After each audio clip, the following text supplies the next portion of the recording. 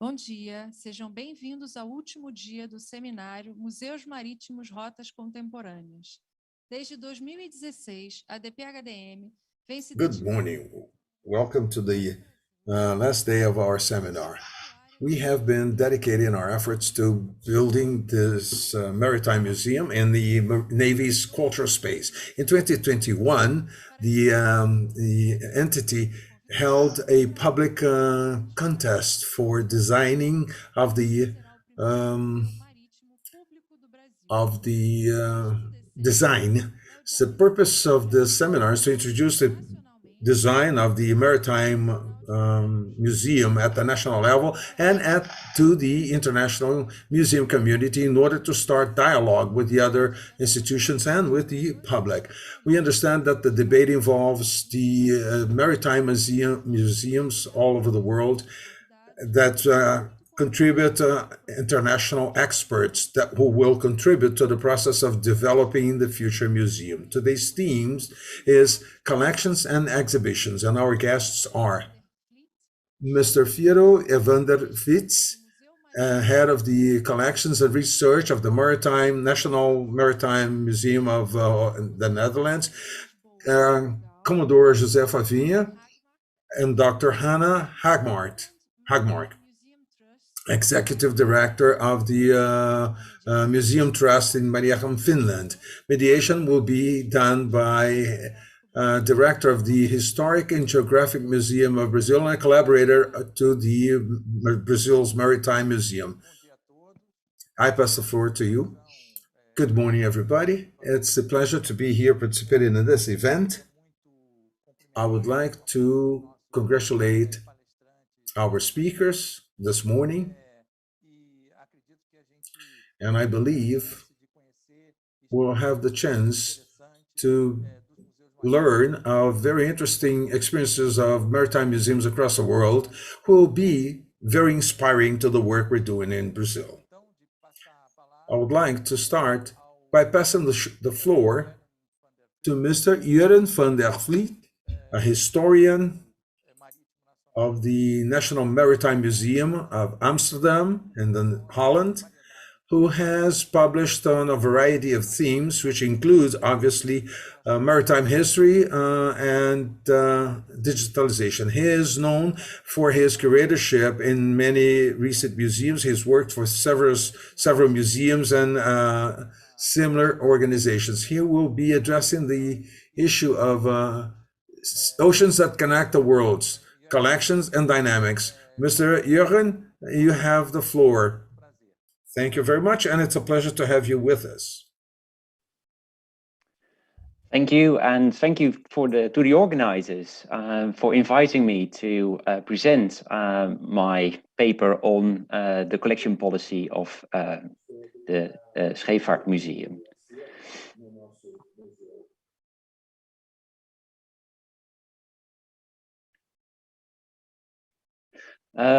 My talk sees that connect worlds, the collection and its dynamics. Let me first start with a very short history of the Netherlands, because this sums it up nicely. It's all about water when we talk about the Netherlands.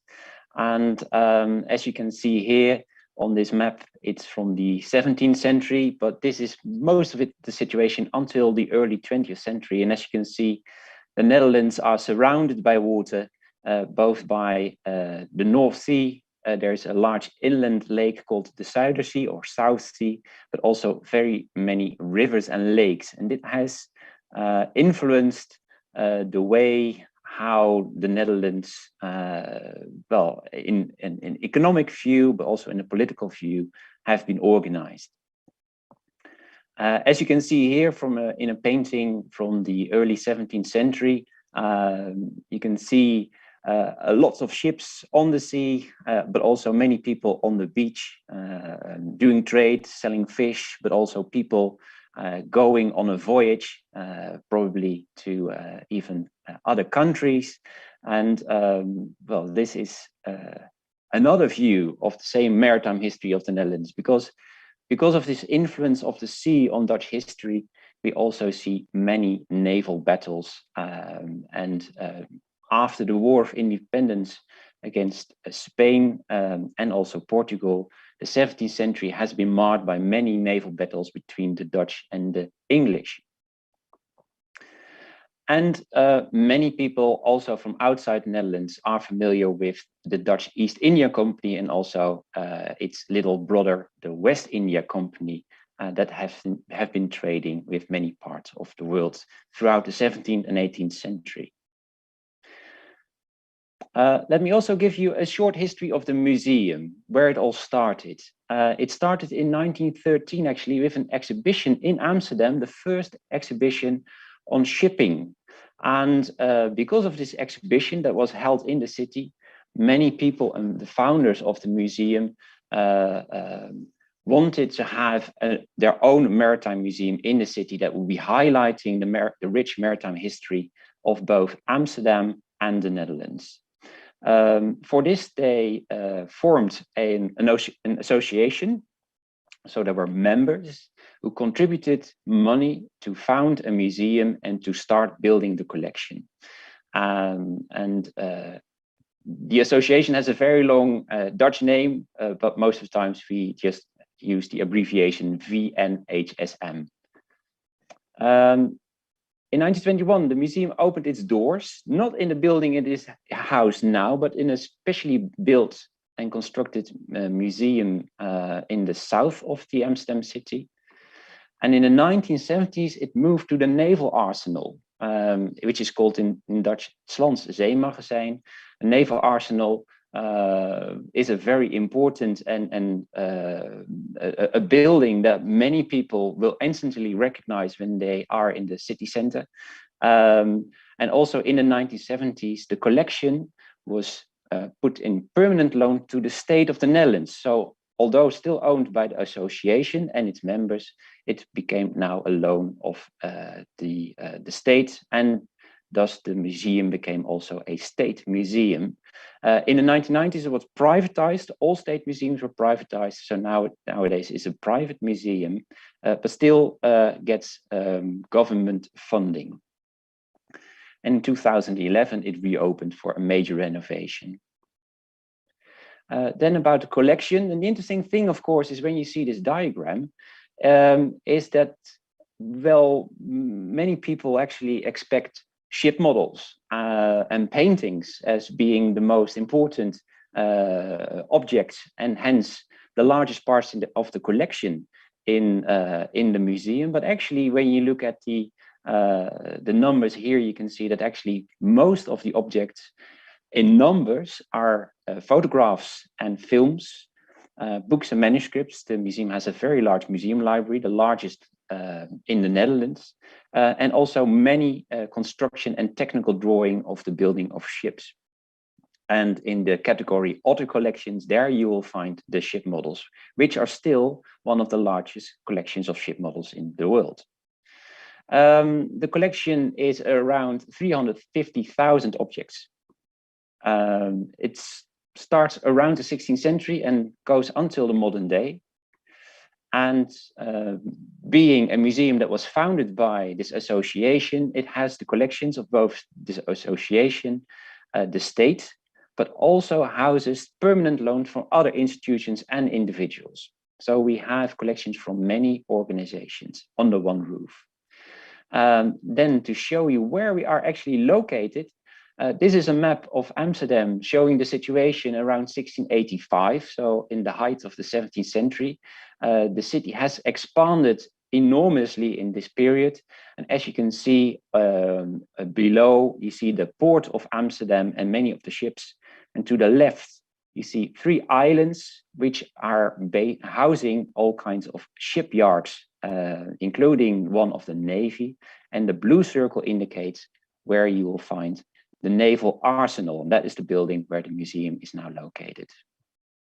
Well, this is a view how the building looked like in the 17th century. It's the building to the right. Then it was made out of brick. After a fire in the 18th century, it was plastered and now it is white. And as you can see, in front of the building, you see many warships being maintained, being careened and rigged. And this was the heart not only of the port of Amsterdam, but also the heart of the Admiralty of Amsterdam, one of 5 admiralties that made up the Dutch Navy in the 17th and 18th century. This is the same building. You can see a drawing from the 1700s and the situation, how it was in 1970, just shortly before the building became a museum. So up till the 1970s, the building was still in use by the Dutch Navy.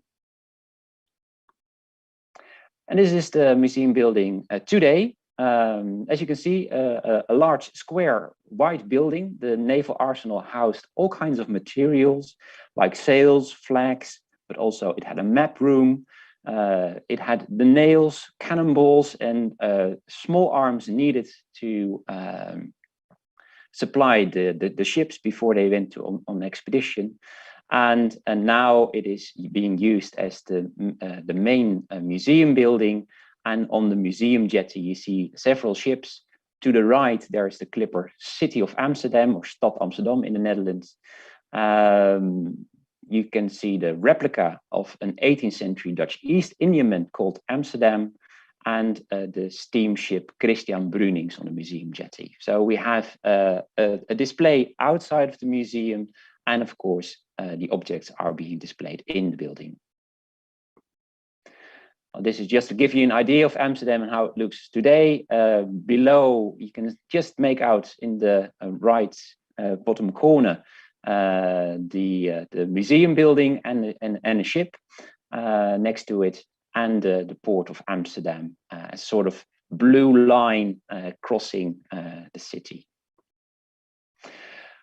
Well, then collection strategies. This is one quote made by one of our directors a couple of years ago. Radical nuance, that's our role as a museum. It seems like a contradiction, being both radical and a nuance, but I'll explain later what we actually mean by this quote. Because as a museum and the stories we tell, we are much influenced by the public debate. And the first thing, of course, is the relevance of the maritime sector in the modern society. And maritime sector is, of course, a very general term, but we mean by that the shipping and trading companies, seafaring, but also yachting, pleasure boating, people going on a cruise, but also think about, of course, the role of the Navy in modern society. Things that sometimes have been taken for granted in the 17th, 18th century, because the Dutch maritime history, we see that in the 17th, 18th century, there was the maritime sector was everywhere, but nowadays people feel that in modern society that they don't connect anymore to the maritime sector, and we, of course, want to prove them wrong by showing them all kinds of objects and themes, how the maritime sector is still relevant today. Another public debate is on a maritime history that is more inclusive, more for everyone. In the past, maritime museums concentrated largely on people on the sea that already knew how you sailed a boat, for instance, but also that the story could be sometimes more about the glory aspects, and especially for Dutch maritime history in the 5th or 7th century, there's so many sea battles, for instance. It was always about the officers and the admirals doing the fighting. They were a large part of the story, and one of the reasons that the museum was founded in the 1916 was this feeling that the glory years of the maritime Netherlands were behind it, and it had to be cherished. But that history is not the history that everyone connects to. Many people who come from abroad, say from parts of Suriname or the Dutch Antilles, they consider the story about maritime history is not a story about them, but about others. Recently, especially in the last couple of years, there is a strong debate about decolonizing the museum. Many objects that have become part of museum collections are there from a colonial period and are described in such a way. And people want that museums address this and put straight sometimes the story about objects and how they became part of the museum collection. There is also a demand by visitors to show more sides to one story.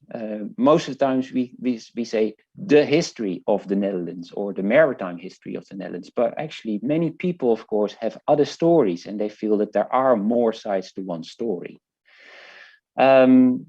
Very in the news at the moment, of course, is climate change and sea level rise. And I think this is also a very big opportunity for maritime museums to explore and explain to visitors what climate change and especially sea level rise does to modern society and how the maritime sector copes with this. There's also many worries about plastics and the pollution of the seas.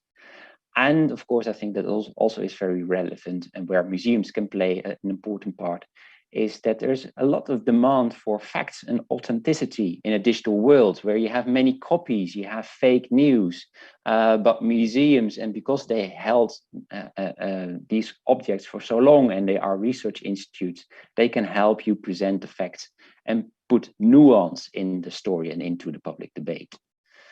To give you some examples, I think this, of course, was a tragedy when the container ship Ever Given was stuck in the Suez Canal earlier this year, but also it highlighted, I think, for many maritime museums, the importance of shipping to the modern society, because within weeks, people would find that they wouldn't have laptops, there were no toys on the shelves, and people were actually complaining about shortages, and all because that much of all the trade and all the goods that are transported in the world are still done by ships.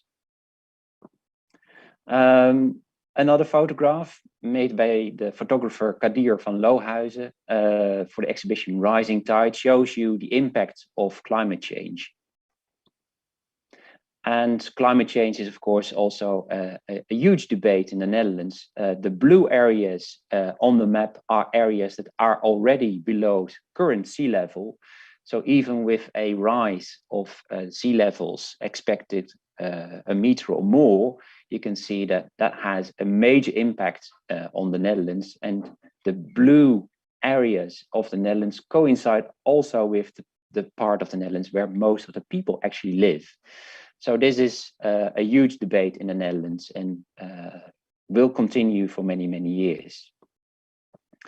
And people want to do something about pollution. Here you can see people in front of the museum fishing for plastic, as it is called. They actually are using a boat which is made out of plastic that has been dredged from the canals in Amsterdam.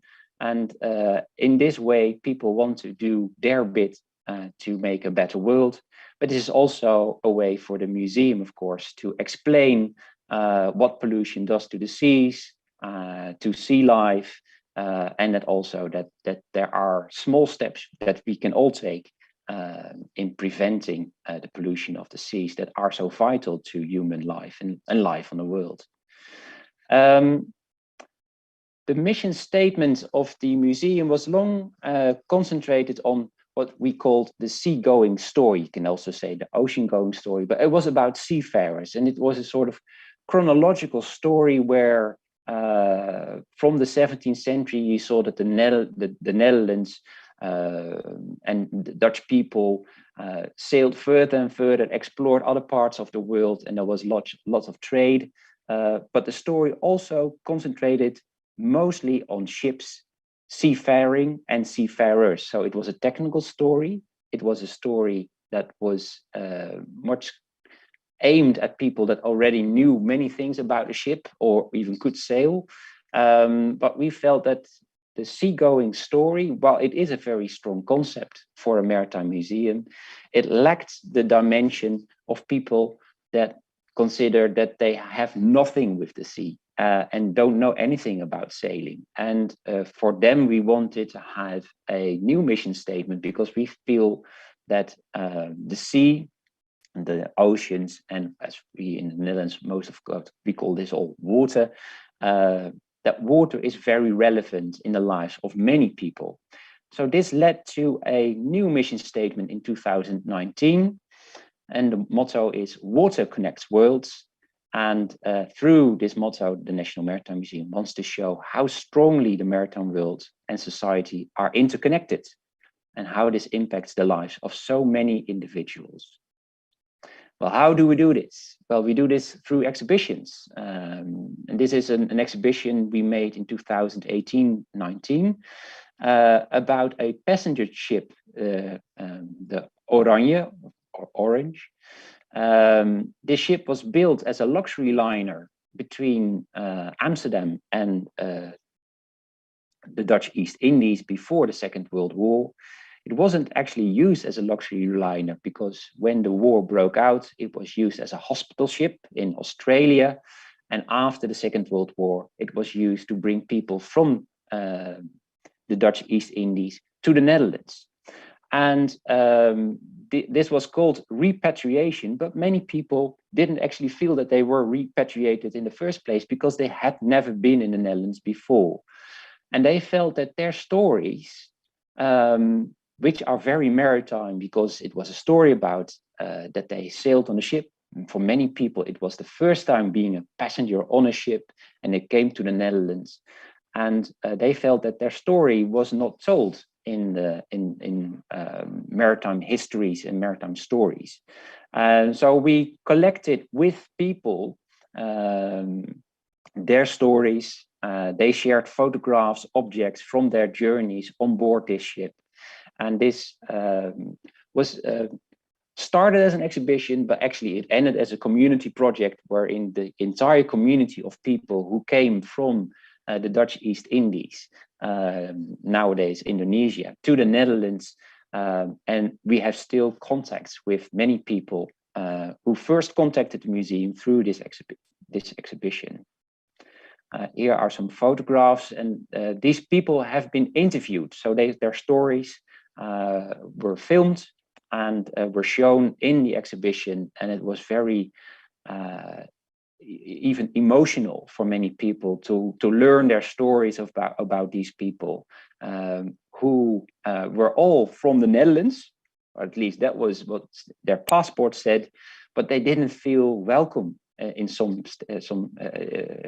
cases, or they told stories that they didn't like to be in the Netherlands in the first place. And these were very intriguing stories, and stories that we didn't tell in the museum before we did this exhibition. And I think it has enriched our experience through it.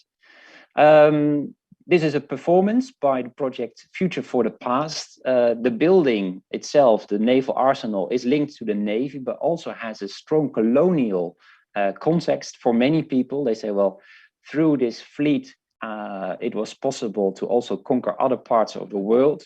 And so they feel that that story should be told in the museum as well. And this is, of course, something that we try to put in our collection policy, but we also do this through performances.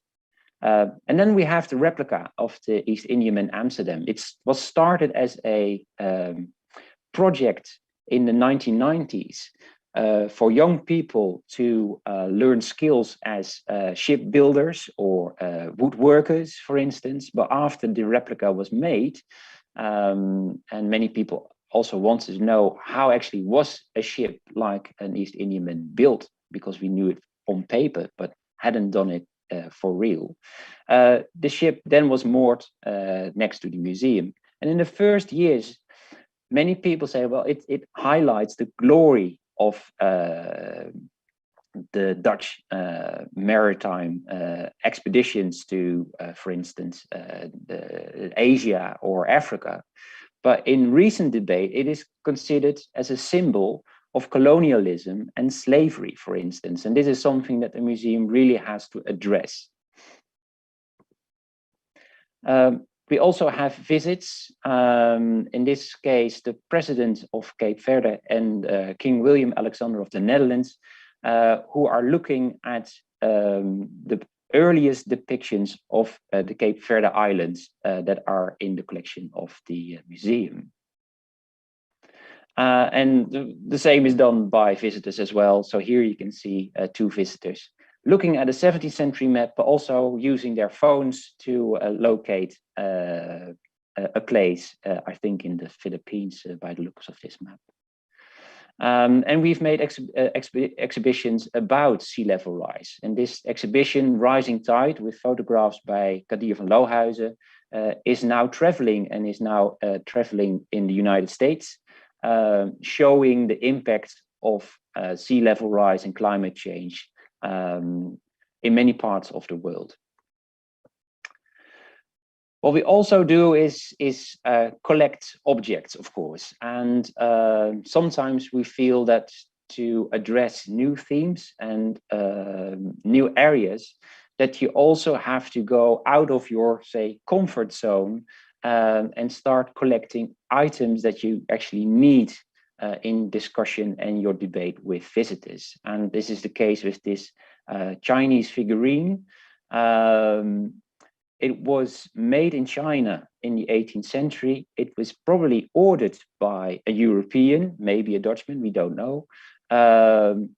And through this figurine, you could see that there are many misconceptions, prejudices, even racist overtones about how we actually look at each other. In this case, how a European asks a Chinese model maker to make a figurine of a black man. And neither the Chinese nor the European probably has seen a black man before, and hence you get this image. And the acquisition of this object was then used in many discussions, in many debates, even among historians about a slavery museum, and also about how museums play a role in providing a podium for discussion and debate about slavery and racism, for instance. The same applies to this portrait of a Dutch admiral, Lieutenant Admiral Cornelis Tromp. Many of these portraits mostly are presented as a portrait of one person. But in this case, we acquired this painting and said it is a portrait of Cornelis Tromp and an unknown man, because there is a second person in the painting. And this is actually one of the new exhibitions we made. It's called Republic at Sea, and there you find both the figurine and the painting by Cornelis Tromp. I can show you here some impressions of the exhibition gallery, where you see a large painting of the Battle of Gibraltar, a ship model, a cannon, portraits, and also a painting to the right of a Brazilian landscape. And that's another way how museums can tell a story, even when the painting itself doesn't show the story. This is a painting. It is very long in the collection of the National Maritime Museum. It's called Brazilian Landscape. It's made by Frans Post in the 17th century. When he traveled with the Dutch governor, Johan Maurits, to Brazil, when this part of Brazil was shortly a Dutch colony. And he made these paintings to show in the Netherlands how Brazil looked like. But in this label we wrote next to the painting, we also wanted to show the visitor that this Arcadian landscape with palm trees, which without palm trees looks almost as if it would be here in the Netherlands, because also we have rivers and these this sort of hills overlooking a river, but it doesn't show the 25,000 enslaved Africans working on the sugarcane plantations that were the main reason why the Dutch came to Brazil in the first place. So also we can use an object to tell a story, although it is not depicted in the object. The same applies to these portraits. Previously, the museum would only have collected the painting to the left, because there is a painting, a portrait by another admiral, Isaac Sweers. It's striking to see that we actually don't have many paintings of women in the collection, because the story was for a long time that paintings of admirals and captains were collected. And for many, many years, these were all men.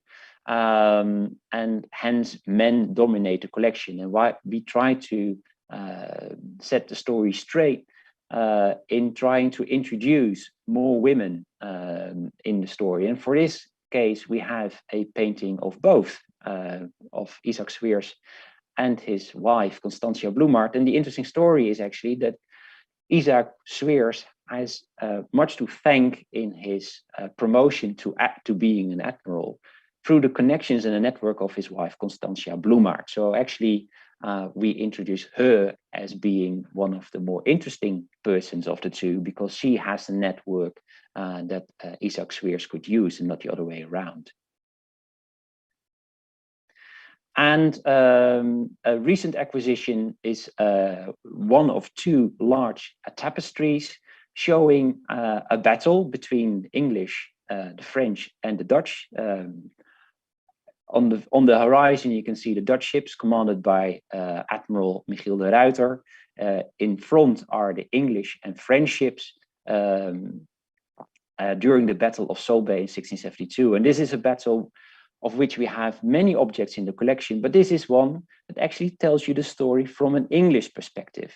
This design was made by a Dutch marine artist, Willem van der Velde the Elder, who started working for the King of England in the 1670s, or later in his life, and was then asked to make a depiction and a sketch of this battle between the Dutch and the English. And Willem van der Velde had been present on the Dutch side, and in this case, he made a depiction of the battle, how it looked like from the English side. And this is telling a story from another perspective, because here we show mostly Dutch visitors how the English looked at the same battle that was fought out between the two countries. So what does that mean to the collection? Well, the themes throughout our collection strategy are ships and navigation, which is probably not so surprising at all when you look at the collection of a maritime museum. But also the museum highlights the influence of shipping on people and society. And we call it the sea, but you can also use, of course, the words water or ocean. But the sea as a source of inspiration, especially for artists. The sea as a challenge, which is, of course, also the story about sea level rise. And the theme of the port, because not only ships are important, but also the port. And of course, because of the location of the museum, it's located in the port of Amsterdam. So we concentrate largely on the port of Amsterdam and its history. Well, many of the questions and challenges I've already addressed is, which stories do you want to tell through our collection? Which public issues and debates do we want to connect to? Which subjects, themes, and objects should not be missing? But also, what does the visitor want to know, see, and learn?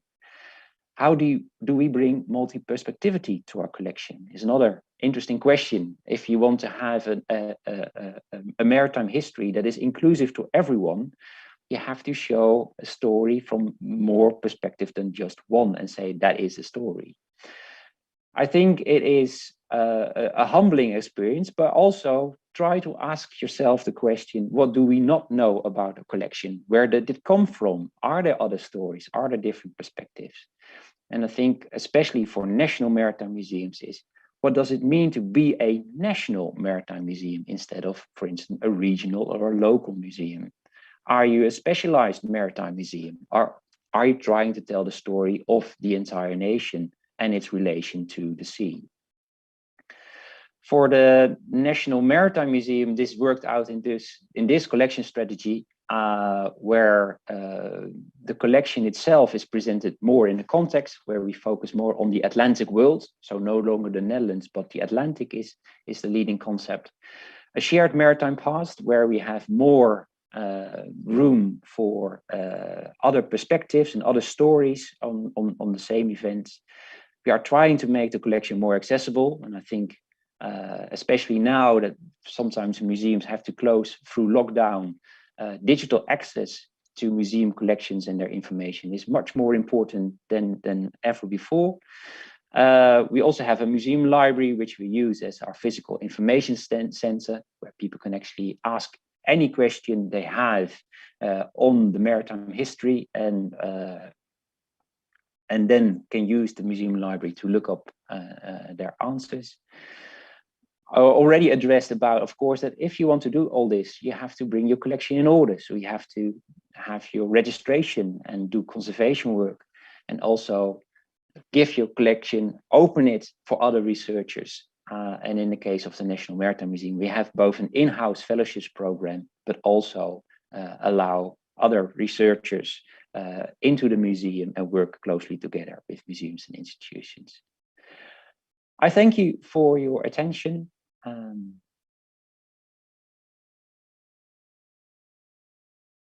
Oh, I have still some conclusions, sorry. Collection strategies are more than a policy document on how to collect and maintain museum objects. In my view, they are dynamic documents. They are influenced both by internal factors, the organization itself, but also external. What does the public want? And they should focus on the stories that you would like to tell through the collection and what the visitor wants to see, learn, and do. Thank you.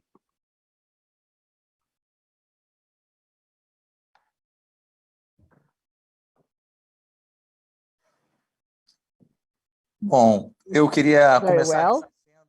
I would like to start thanking for Mandakleet's presentation. Thank you very much for having shared a bit of the experience with the Dutch Maritime Museum. It's a very famous museum with a very rich experience, as he presented. And I'm absolutely sure that at the end, when we open, we will be, for the debate, we will be able to enrich furthermore our debate on the role of the Maritime National Museums, which has been emphasized by Mr.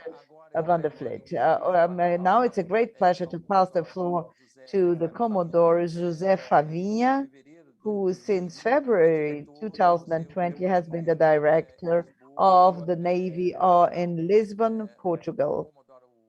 Commodore Farinho has studied military sciences, specialized in electronic war, and who will talk about Portugal and the seas and the senses of the different senses of the collection of his museum. I'll pass you the floor, please.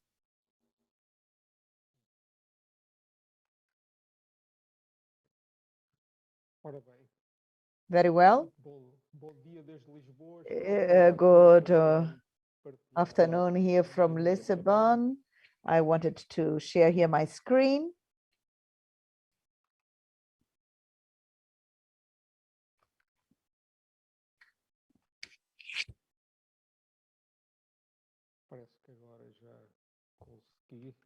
It seems that I managed.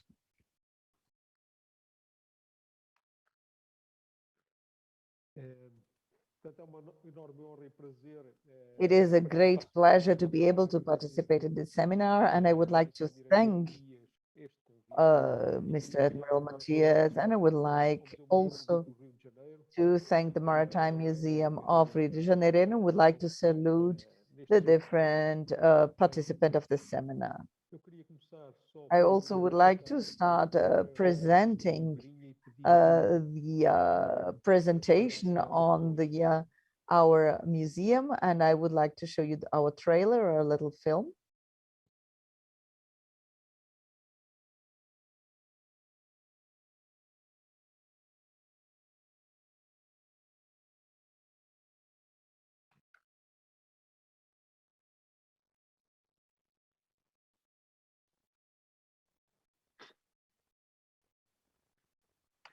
Então, vou tentar ser eu.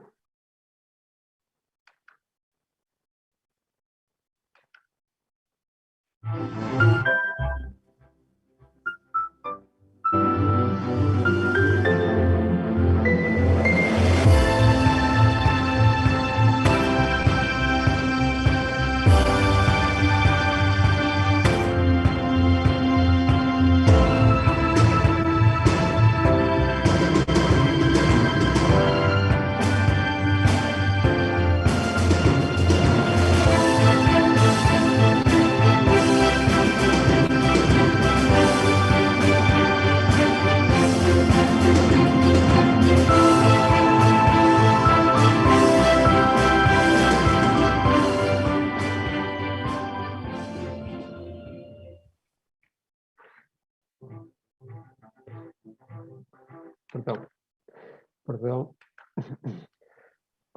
Portanto, este pequeno filme foi só So para the small trailer was to give you an idea of our museum, of its location, and how it is organized. And I will tell you a brief story of our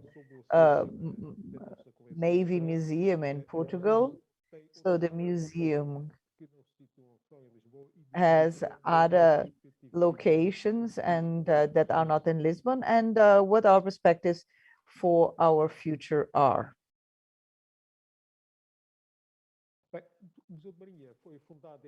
So this museum was founded in 1863 by Don Luis King, who was from the Navy, and he accidentally actually became a king, is one of the oldest Portuguese museums, and it's very diversified, which should be the testimony of the relationship between the Portuguese and the sea. But we have different pieces that have to do with the Navy, with war, and we have other pieces that have to do with merchant navy and other types of maritime action in order to be able to preserve our maritime history. So we had all sorts of different locations. At the beginning, it was at the Navy School. At the time, it was at Ribeira das Naus, Terreiro do Passo, and it was basically there to support the school.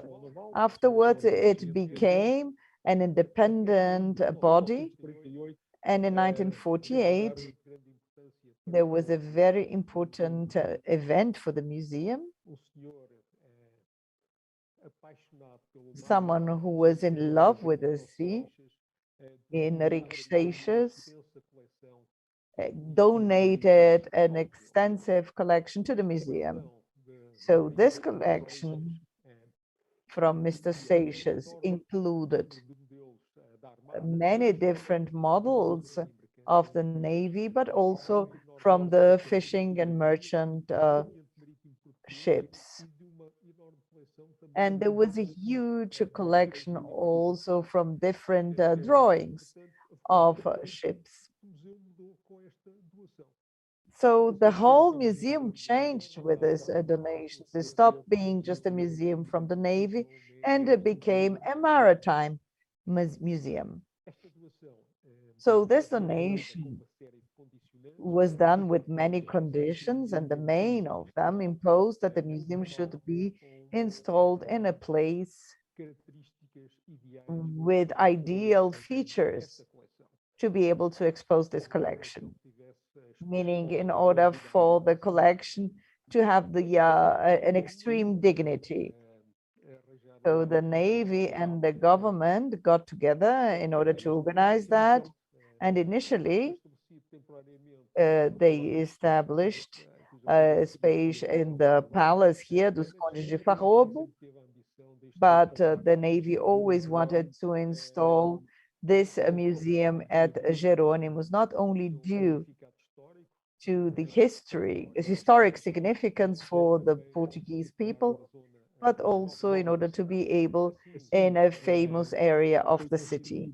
Therefore, there is one side of the museum, one wing, that has neo-Gothic architecture, similar to the Jerônimos building, but another wing with the whole collection. So this happened in 1962.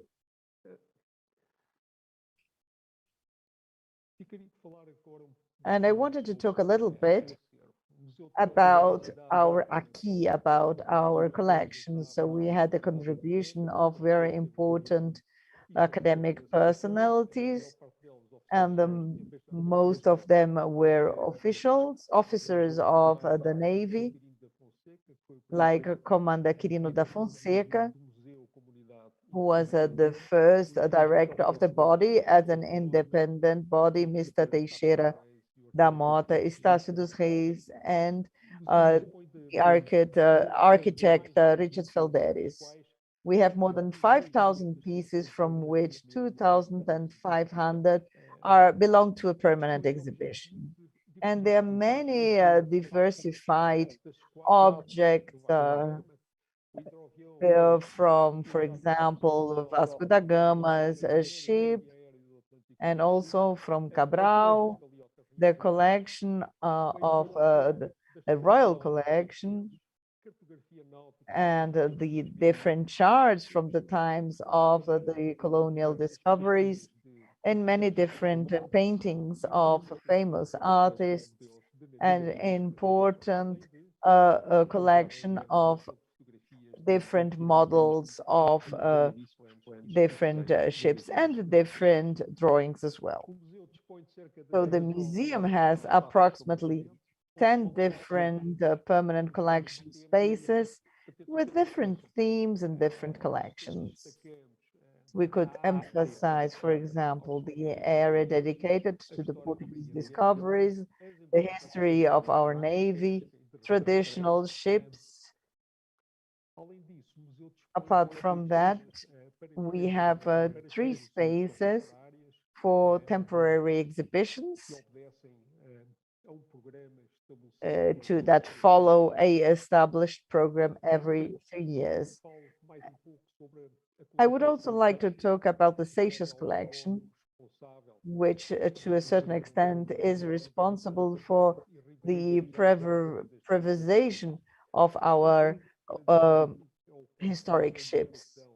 One paradigm is one of a ship that was at the Tejo River, that disappeared at the beginning of the 20th century, and their memory is there through these drawings, paintings, and model. And we also have the different drawings for the construction. So the ship disappeared more than 100 years ago, but we have the memory. So the photographic collection, here we have more than 20,000 pictures that required special conservation techniques. And we have also a lot of research on our history at the end of the 19th century, beginning of the 20th century. But the most amazing aspect is the so many different warships and fishing ships. And so here, for example, we have here the Seixas collections. So we have all sorts of models that have been created based on our history. You can see all the different pieces, and even the interior parts where even with the cabins and places for the restaurants. And this is an important model, for example, that was built and was very important in our history. The artists that worked with Seixas took many different pictures and did very specific takes, even from the interior aspects, with kitchens, cabins, and guns. Here we have the first levels of mixed proportions. And we also have the ships that went to Africa, and we have very detailed models of them. This is one of the most of the representative collections that we have since 1962 with the permanent collection, and you could see that in the trailer that I've shown at the beginning. So these royal galeotas were used by the royal family, and they was used also for all the ships that were used by the Tejo River. Many of those ships lost authority and they stopped being used, and they were stored and almost abandoned in the sea. This construction of the pavilion of the galiotas was done in the 60s, and this pavilion was ideal for the different creations.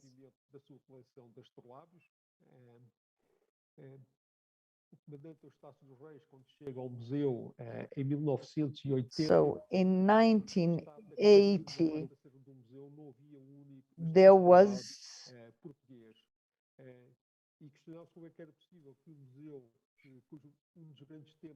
so one of this, there was one problem was that it was realized that there were no specific instruments for the that were used at the time of the discoveries in our collections. So an astrolabe, for example.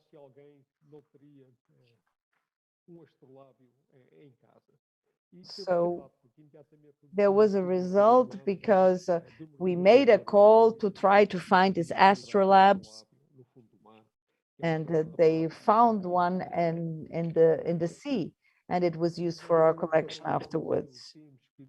In our relationship with Brazil since 1983, with the Brazilian commander, Mr. Guedes, we had many connections with Portugal, so we received the astrolabe Sacramento D, and used to belong to the Companhia Comércio do Brasil that was founded in 1668.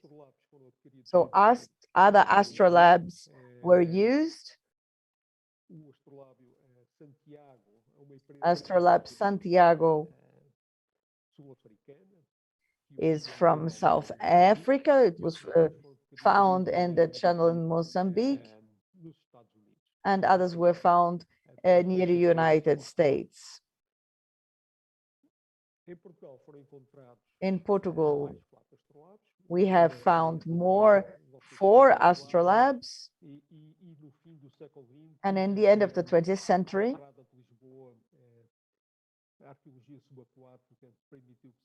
the subaquatic archaeology allowed us to find another 3 astrolabes of a sunk ship from 1605.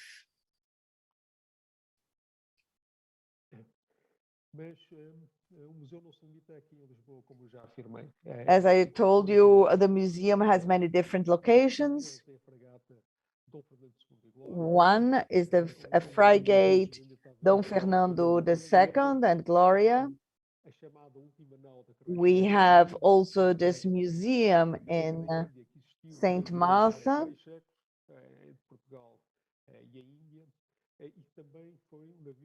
And also this, in this case of this frigate, it is 300 years old, and it made many trips to India.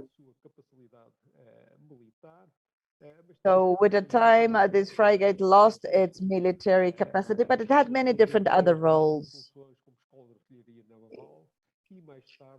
It was a school, and afterwards it became an institution for young people to protect young unprotected people and orphans. In 1963, this training ship was set on fire, and it was abandoned in the middle of the river. And there was another project to rebuild it in order to be restored for the 1998 Expo in Lisbon. So you can have the drawings here. So this ship was set on fire at the Tagus River,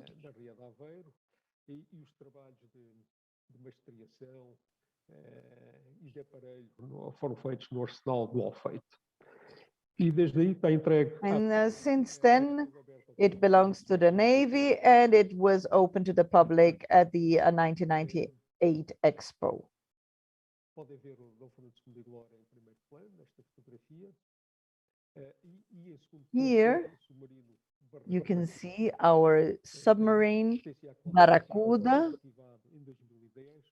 It was inactivated in 2010. It is part of the museological pole, but it's still in a process of museologization. Na margem sul do Rio Tejo, portanto, em frente a Lisboa, não está exatamente ao lado do museu. So it's not exactly next to the museum, but it is in Lisbon.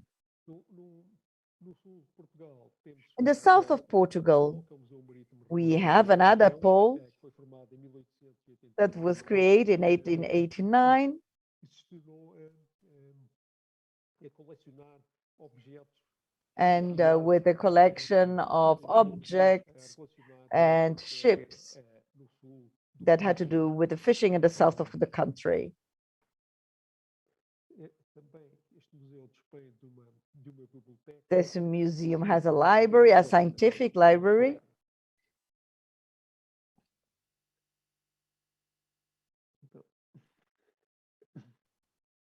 O polo de Cabo São Vicente está instalado no farol. So this pole of the São Vicente Cape also has a permanent collection and 4 different spaces. It has to do with the discoveries. It has many charts and discoveries and so on and so forth.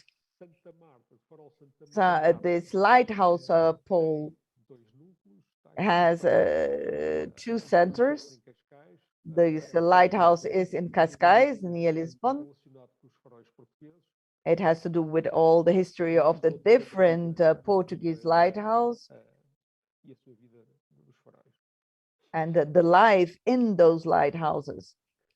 E a falar agora no futuro. Portanto, o Let's talk about the future. encontra-se The fort, the museum is being renovated. essa renovação iniciou-se So this renovation started in 2015. no período das descobertas, It starts with the continua era of the discoveries, até and 2019, between 2006 and 2019, there are spaces for big ships, sail ships, with an updated communication language in order to be able to tell a story in a modernized way. quase concluído o projeto geográfico de remodelação We almost finished the geographic project of this area that has to do with the history of our Navy from the 19th century until nowadays. And we hope essa renovação no próximo that this renovation should finish next year. Portanto, queríamos ter Therefore, o museu totalmente concluída em 2023. the museum should finish by 2023. A próxima fase do projeto The next phase of the project of the permanent collection será should be ao primeiro piso do museu, on the first floor, uma área de aproximadamente 970 metros quadrados. 970 square meters of exhibition area. E pretende-se que essa área And the idea is for this area to seja be renovated, às atividades económicas, and it should be dedicated to economic activities, leisure activities, fishing activities in the areas of the sea and different rivers. as atuais salas de tráfico local, pesca longínqua, The different spaces that we have of fishing and traffic has a lot of historic relevance, with 2 main aspects of the relationship of the Portuguese with the sea. Nevertheless, there's not a lot of information in this collection, fornece pouca informação aos visitantes e, portanto, so therefore the main objective e esta nova exposição is to be able to improve this collection with more information, and in order for it to also be able to tell a story to the visitors. One of the main objectives is to have a visiting circuit in order for the visitors to be able to explore independently the whole spaces, all the spaces of the museums, in order to be able to place the collection in historic and chronological context. Even though we have a small country, we have a huge diversity of different ships. Therefore, we have different types of traditional ships. Some don't exist anymore. Therefore, all of them should be represented in this museum. We know that codfish is very important for us. So the fishing of codfish was very important in the 20th century. Therefore, we also want to include the memory of those annual campaigns for the fishing of codfish, which is one of the main national traditions.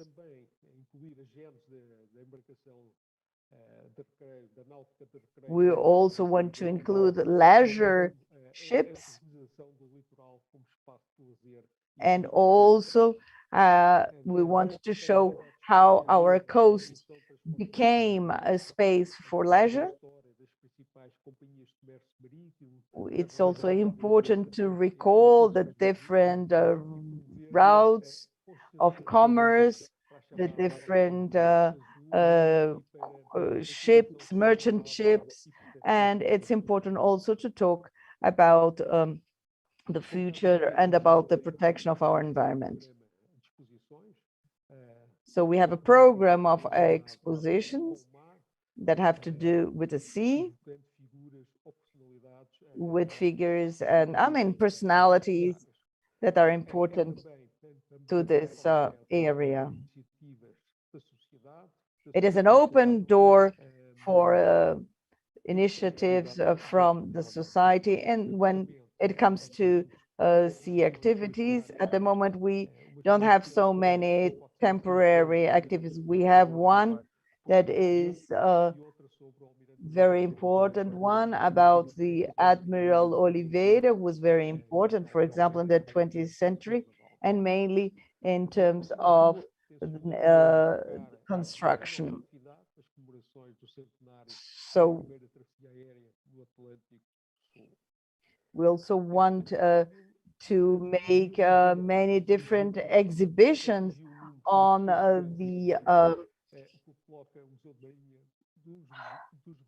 different exhibitions of the Atlantic.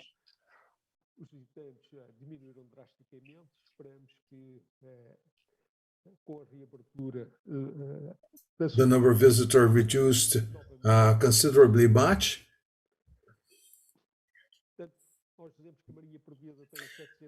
The examples include the 700 years of existence, and they have always had a lot of influence in Portugal, and particularly in national instances, not only of the past, but there's also a discussion about the importance of the sea in the future of the country.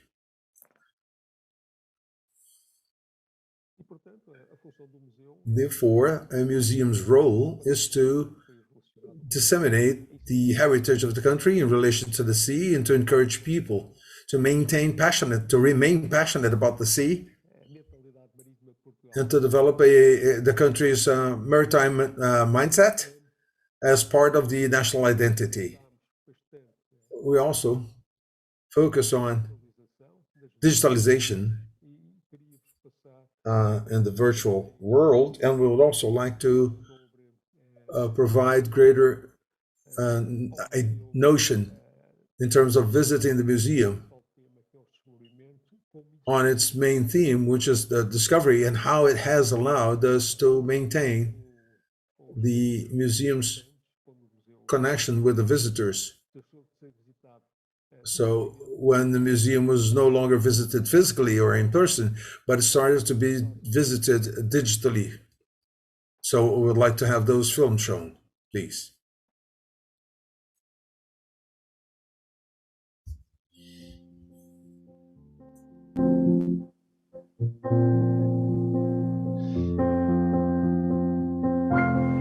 Começado a ser reunido ainda durante o século XVIII, atualmente o acervo do Museu de Marinha conta com mais de 18.000 peças, das quais The museum contains more than 18,000 pieces or items.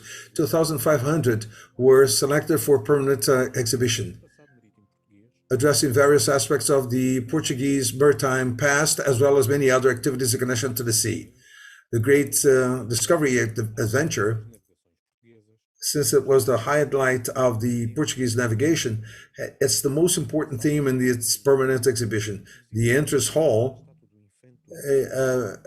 there's a statue of Infante Henrique, who's the main promoter of the first discovery travels, encouraged by the reports of navigators who developed the first exploration across the Atlantic Ocean in early 15th century. And then we have a plan sphere, which is produced by the museum's workshops. Similarities to the letters and maps of those days, with illustrations of the many things found by Portuguese navigators, which is a starting point to our travel to the Portuguese maritime past. In the Discoveries Hall, the Portuguese ships, the invention of those ships is called upon.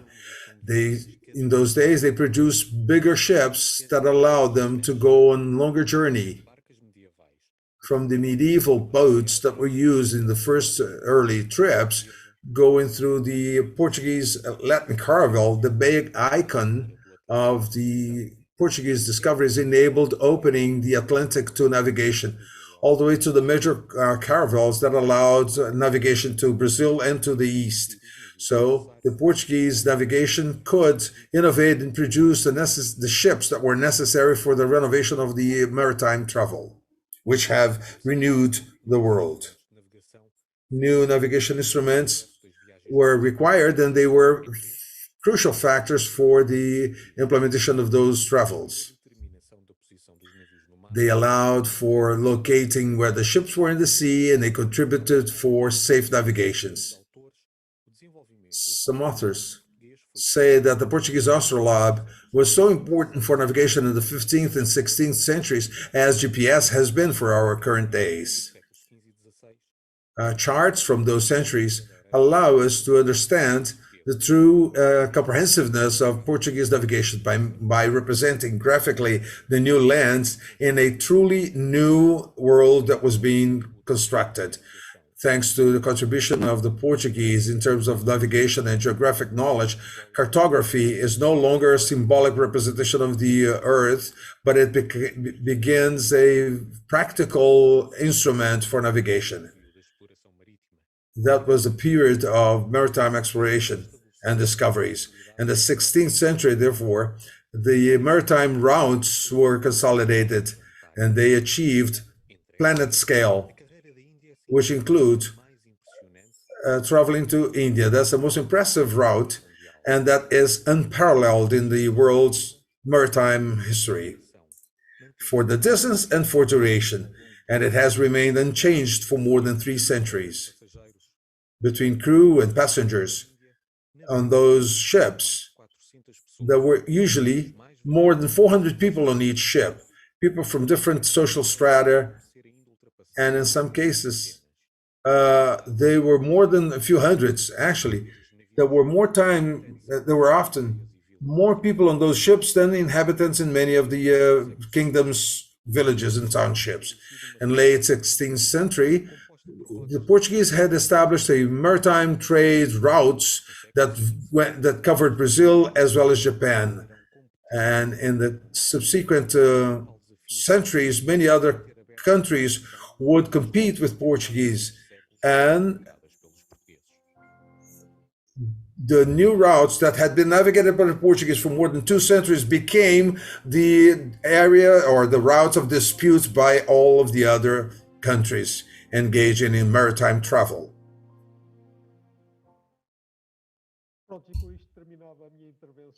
With that, I come to the end of my presentation. Thank you for your attention and your time. And I wish the best to the Brazilian Maritime Museum. Thank you very much.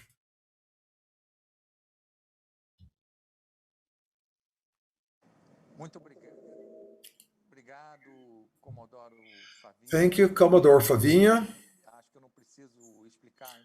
I don't think I need to explain the importance of knowing more about the experience in Portugal, considering the historical bonds which brings Brazil and Portugal together.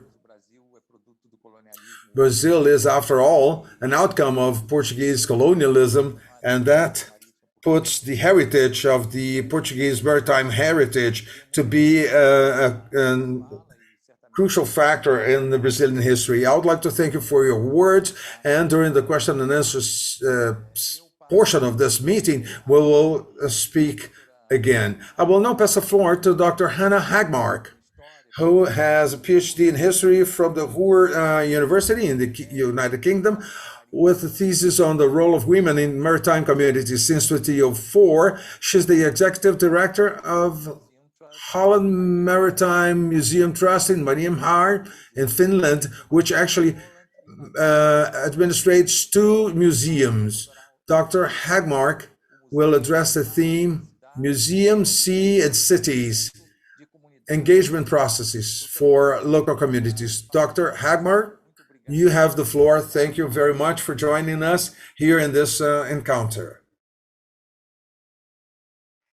Hello, and thank you for the invitation. I will start by sharing my screen.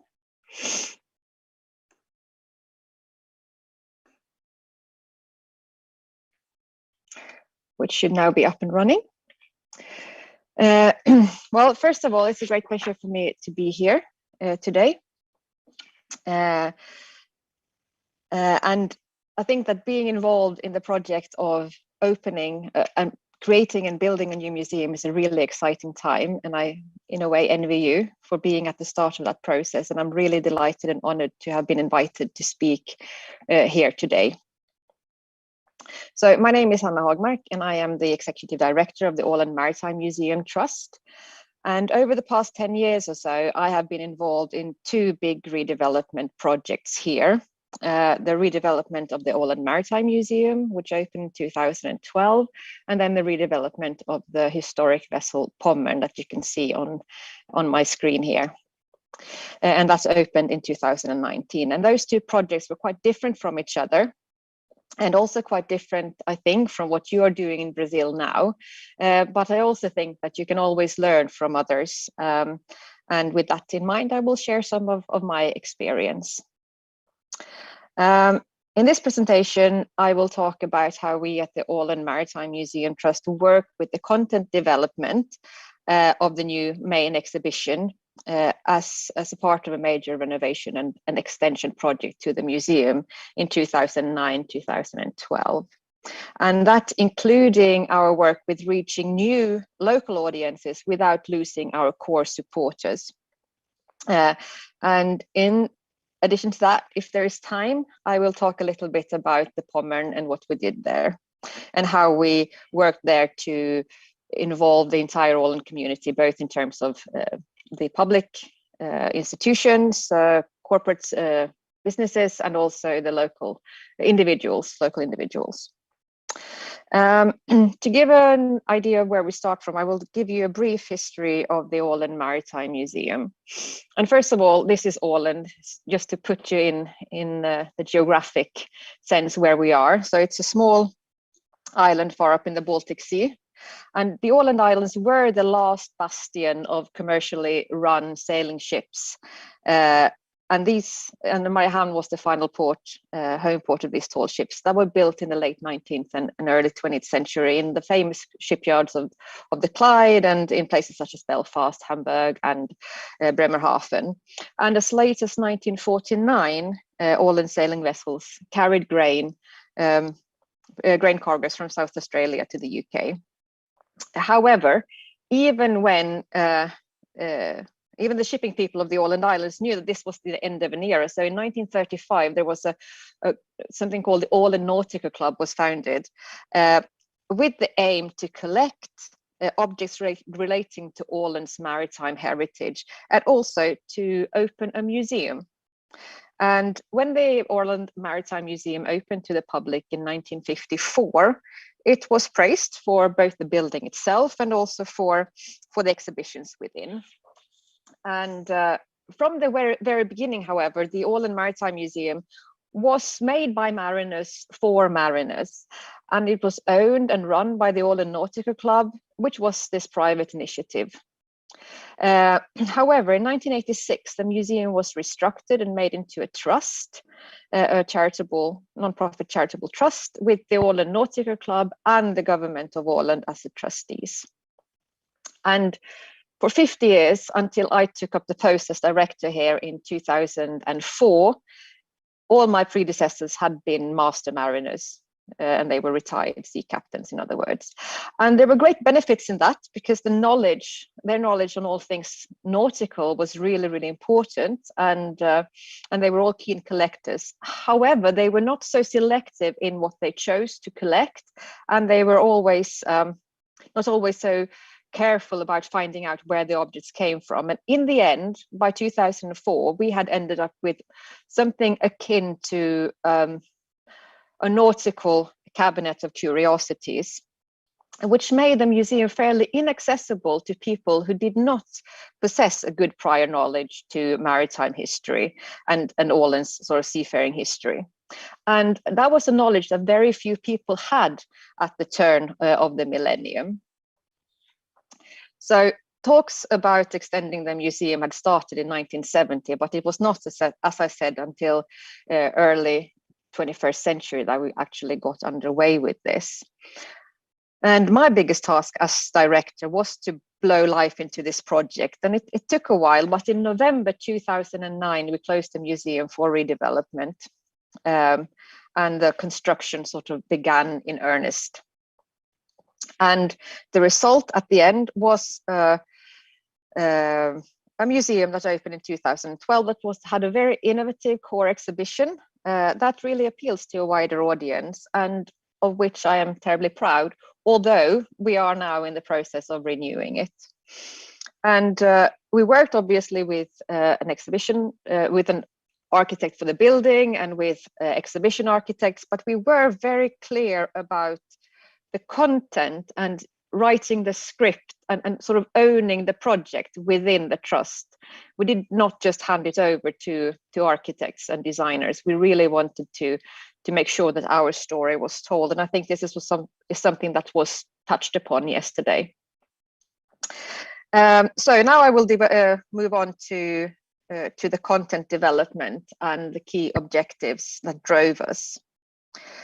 The first thing we did was actually to formulate a vision and a mission. And at that time, it was 5 people working at the museum. So it felt a bit ridiculous to sit and do this. But in the end, it really helped us to formulate who we are, what we wanted to be, and how we were going to get there. And by having a vision and a mission that we had all been responsible in formulating, we also had voiced a common goal of what we wanted to achieve.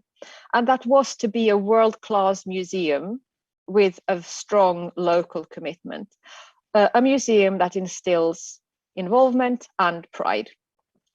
And that is something that we still come back to. Is this a world-class museum? Do we have that local connection that we want? And with this as our foundation, we started to develop the content of our core exhibition, which we call The People of the Sea. And it's based on the idea that Åland is a maritime community and that we are a people of the sea. And contrary to some of the big museums that I've spoken earlier, the people of Åland are still very connected to the sea and understand the importance of it and how much it affects our daily lives. And our exhibition then focuses on 4 main themes. It focuses on sailing ship, the age of sail, about motor ships or the engine-powered shipping, you could say, also about shipbuilding and then safety at sea. We also have four focused themes added to this, among them a cabinet of curiosities, actually. Anyway, the foremost aim in developing the core exhibitions was to pass on knowledge about Åland's maritime heritage in a fascinating and inspiring way. That was our goal. And we also wanted the exhibition to attract a wider audience than we had done before. And still, we wanted to do that without losing our core supporters, which are the old mariners. They are still very important to us, but at the turn of the century, they were not a very big group, and we needed an audience to get the museum running and to get it funded and so on. So that was the reason, really. And also we want to tell the story about our history to a lot of people, and we want a lot of people from various backgrounds to feel welcome here. And the way we, because it actually used to be that ladies or women came here with their husbands, and the husbands, they dropped their husbands off at the museum and then they left themselves. But we wanted the women to come in as well, for example. And we decided to base our exhibitions or our work on three keywords: people, experience, and accessibility. And firstly, when it comes to people, we think that it is the human dimension that is at the heart of the stories that we tell. And it is people's activities and experience that interest other people. And it is these experiences and activities that also shape our heritage. And secondly, we think that the visit to the museum should be an experience for all senses, of course. And it should also be a voyage of discovery. You know, finding exciting artifacts, encountering captivating stories, and also trying new skills. And thirdly, we wanted this to be an accessible museum. And to us, accessible means being inclusive to all visitors, regardless of the social background, regardless of physical or cognitive abilities. And we wanted to do what we could do to make it easy for everyone to come to the museum and have a positive experience. So that was really important to us. And one thing is generous opening hours. So we are open every day of the year, including Mondays. So 7 days in the week. We also have, of course, wheelchair access, and we think about that aspect, and also, of course, multi-language offerings. And we also wanted to offer our visitors different means of taking in the exhibition. And this is why we have only placed our sensitive artifacts inside of glass or in showcases, and things that are not so vulnerable we have out in the open.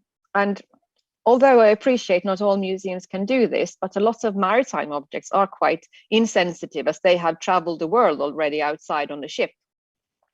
And also this enables our visitors to get up close and personal with the objects. And for people who are visually impaired, they can actually see their objects with their hands, and that is really useful. As I already mentioned, we had a very clear objective when it came to redevelopment, and that was to reach out to new local audiences. And that was families and children, quite a lot of that. And to attract them, we somewhere along the line, Ruby the ship's rat emerged as the museum mascot. And since the opening of the museum almost 10 years ago now, she has gained a more and more prominent role in our educational offerings and also to our family offerings. And we have little mini dioramas where you can look at Ruby with your parents, and she is also at the core of our treasure hunt that we offer families. And although they were originally just thought of as a fun feature for children, they have become focal points for discovery and discussion in our pre-school tours as well, because as we walk around the museum, we stop at these rat holes and we talk about whatever's around here. For example, in this picture, you can see life on board. And it was also with families in mind that we developed various hands-on activities that we have, which are quite low tech key. I mean, they are really hands-on. We have a mast where you can furl sails, for example. We have a caulking deck. We have a place where you have to load a ship. It's almost like a jigsaw puzzle, a three-dimensional jigsaw puzzle where you load a ship, and that is actually quite difficult to do. There is instructions, but there you can, for example, see that the children can't do it themselves, so they have to involve their parents or whatever adults they have with them. And I've seen 3 generations of a family stand around there, and one of the oldest one was the grandfather. He was a master mariner, and he was explaining how it all happened in real life. So that was really good.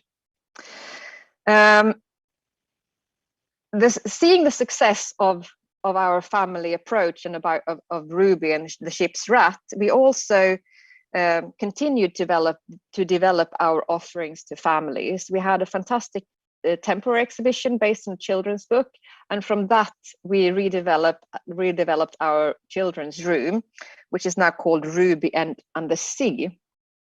And it is an area for children to really explore. There's a wreck they can climb in. There's, as you can see, a mermaid grotto you can find if you crawl in the right direction, and so on. And it's been really encouraging to see the number of repeat family visitors from local people. It is not unusual to have grandparents come here with their children as a reward for something they've done, and or they've asked their grandparents, what do you want to do? And they say they want to go to the Maritime Museum. And I think that is really fantastic. However, as I said earlier, we didn't just want to be for families, we wanted to be for everyone. And to achieve that, we decided to be not that the exhibition should be all for all, but there should be something for everybody, which meant that some parts of the exhibition was allowed to be a bit more specialized, whereas others were more generic. And we put a lot of effort into finding the right tone of voice in our texts, and on making the exhibitions multi-layered quite subtly. So all the texts that we present, for example, they are presented in quite a casual style, although they are, of course, based on research. And we created something that we called recognition points, which I will come back to. And that effort landed us with an engaging, accessible, and aesthetically pleasing exhibition that can be appreciated on many different levels, and which allows for new discoveries with each visit. So one of the challenges facing many traditional maritime museums, of which we were one, was to attract visitors with no special interest in maritime history. And we addressed this by including personal stories in the exhibition, where we use specific events in real people's lives to illustrate various periods and general trends in history or general topics. And by using personal stories, we add a human dimension to the exhibition, which is generally appreciated by our visitors, especially those who are not so interested in boats, for example. And these individual stories they are also a way of representing different voices. So we have the mighty ship owner, the lowly galley boy, the enduring sailor's wife, the meticulous shipwright, and so on. And I will read you an example from one of them, which is from the story of a captain who was involved in a rescue operation a night in September in 1994, when MS Estonia sank and 852 people lost their lives. And this is his story that we present in the museum. Mayday, Mayday Estonia. The emergency call rings in Captain Jan Tore Törnro's ears as he runs up to the bridge of MS Mariella. The mate points towards MS Estonia. While they're watching, the lights on the ship flash, and then everything is black. Jan Tore casts an eye on the radar, but he can't spot Estonia there either. Thoughts are spinning in his head. What's going on? As Mariella approaches the scene of the accident, the rain temporarily eases off, and Jan Tore sees the lights. Lots of tiny lights in the water, lights from life vests, life rafts, and lifeboats. At that moment, he grasps the scale of the accident. He orders full stop, scared the propellers might suck people in. There are people all around the ship. He can hear screaming from the water. It's dreadful. A hectic rescue operation gets underway. The scenes Jan Tore witnesses during that night, and as the morning breaks, will stay with him forever. So this story was written in consultation with Jan Tore, Captain Törnros, and all the other personal stories we present are based on true events. And in the cases the people are no longer with us, we use various archival materials. And this approach has proven a good way of attracting a new local audience, as in a small community as the Åland Islands is. You are bound to find at least one person in the museum that you know, that you're related to, or that you somehow have heard of. From the onset, it was also very important for us to closely link the tangible with the intangible. With that, I mean the objects with a story, so that the exhibition texts were directly relevant to the objects we had on display nearby. The easiest example is the one I'm showing you here, which is a photograph of the Seamen's House, which was a very important institution here in Mariehamn, a kind of Christian home for sailors en route, signing on or off ships, like a hotel or a boarding house. And on the picture, on the photograph, you can see this sign saying Sjömanshem, rum för resande. And then if you look to the side, you will see that exact sign being hung in the museum. And there's another one here, which is about a seafarer called, or a captain called Johan Ekblom. And this is where we talk about how Åland seafarers gradually started to sail further and further away from home, our era of discovery, which was much later than most of the world's. Anyway, here is a personal story of a young, brave captain who is going to sail across the Atlantic. And by doing that, it will be the first time an Åland ship crosses the Atlantic. And he sets out, you can read in the story how he sets out to buy himself a new chronometer and sextant. And the chronometer and sextant that we have on display are the actual objects that he bought for this particular voyage. So again, we're linking the objects and the story. With points of recognition, we aim to make the exhibition subtly multi-layered by allowing visitors to make connections with stories in different parts of the exhibition. So I'm sure most visitors don't make this connection the first time, or maybe not even the second, but perhaps the third or the fourth. And once you've discovered one, you might start looking for others. The example you can see here is from the Safety at Sea section, where we have the story of a tanker called Gunni that was had an explosion on board, which caused the death of 2 young sailors. And there's a photographic image from this and the text in the showcase. But if you walk around the corner to a slightly different part of the museum, you will find this bell and a ship model of the Gunni. And this is not in direct view of the story of Gunni. However, here you have a model and the ship, the bell that was broken, and that story is told in the text.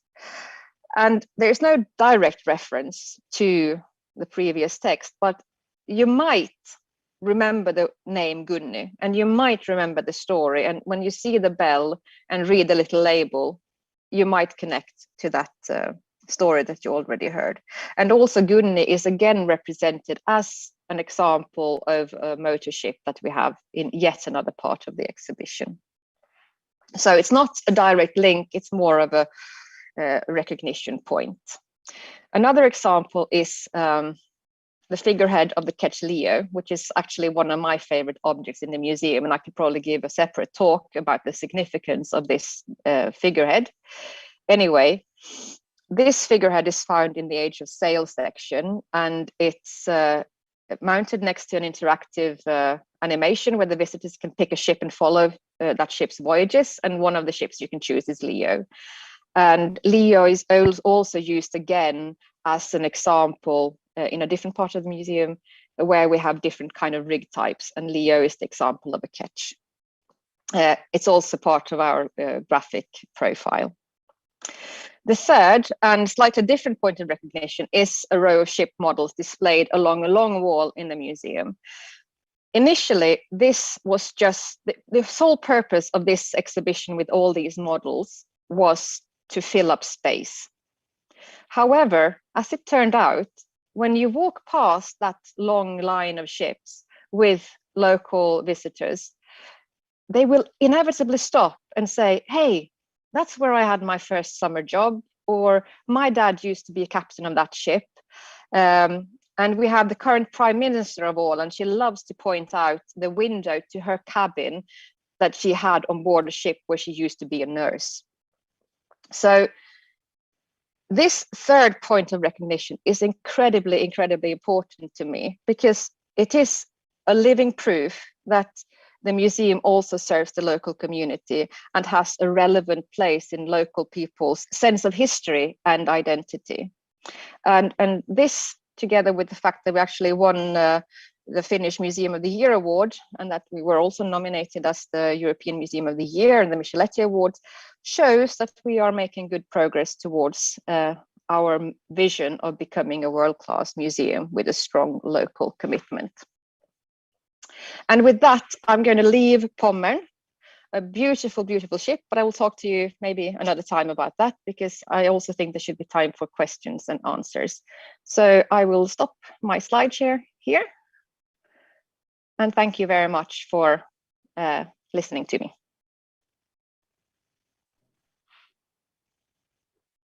Doutora Hanna, eu queria agradecer aos três palestrantes. Dr. Hagbach, thank you very much.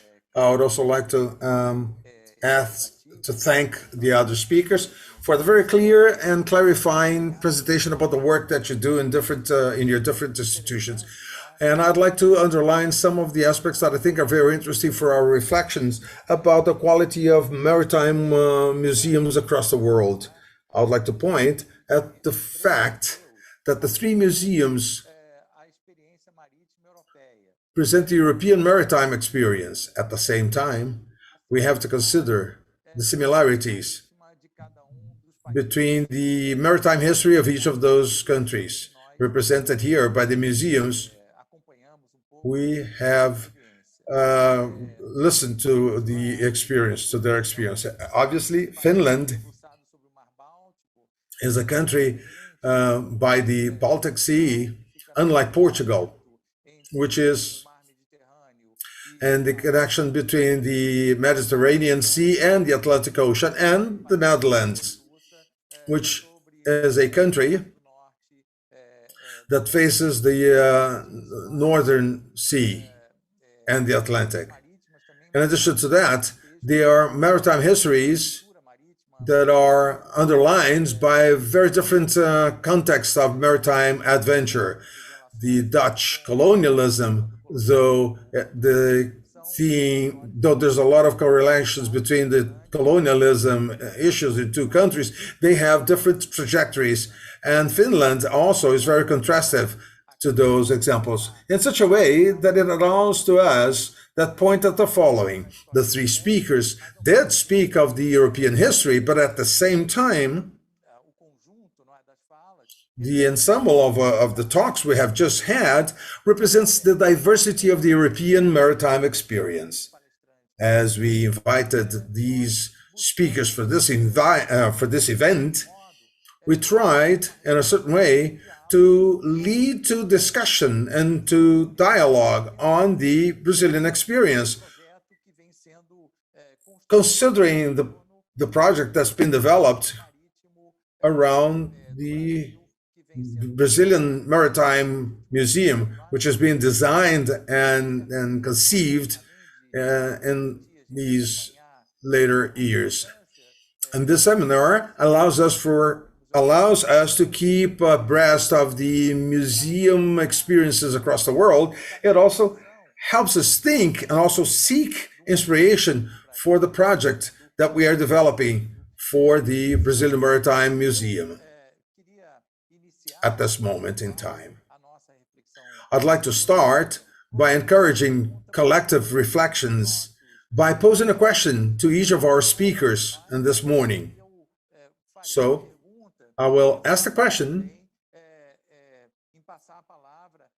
and I will pass the floor. I would actually direct the floor to one of our speakers, and then we will intersperse our talk here.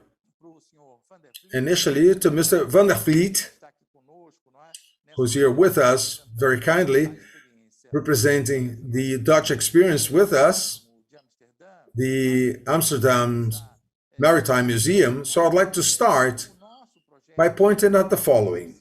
Our project, the project of our museum that's being developed here in Rio de Janeiro, so to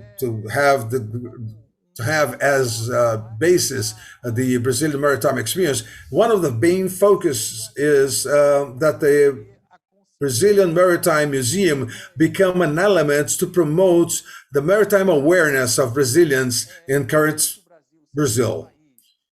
Though Brazil has a very long coastline facing the Atlantic Ocean, we may not be able to say that all Brazilians share the same awareness of the importance of the sea for the construction of our national society.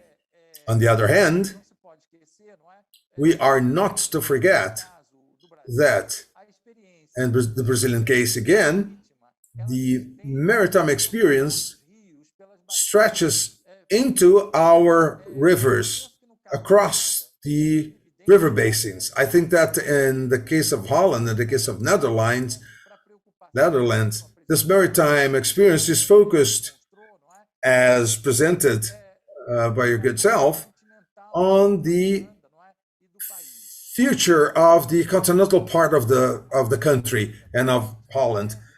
From the images that were shared, we can see that this ocean experience, this maritime experience, is also related with the maritime experience of inner waters inside the country. Not only from the maritime traditions, but I was also surprised by that image, a contemporary image of a family collecting plastic from the Amsterdam waters, which shows that this maritime concern,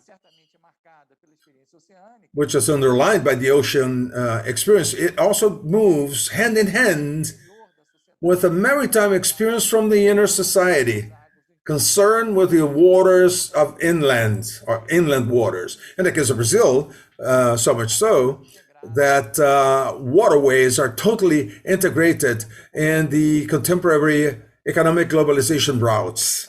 At the same time, it lives hand in hand with traditions. Though the merchant marine is a remarkable element in our modernity, it also lives along with the traditions of our people. So I would like to hear from Mr. Van der Vliet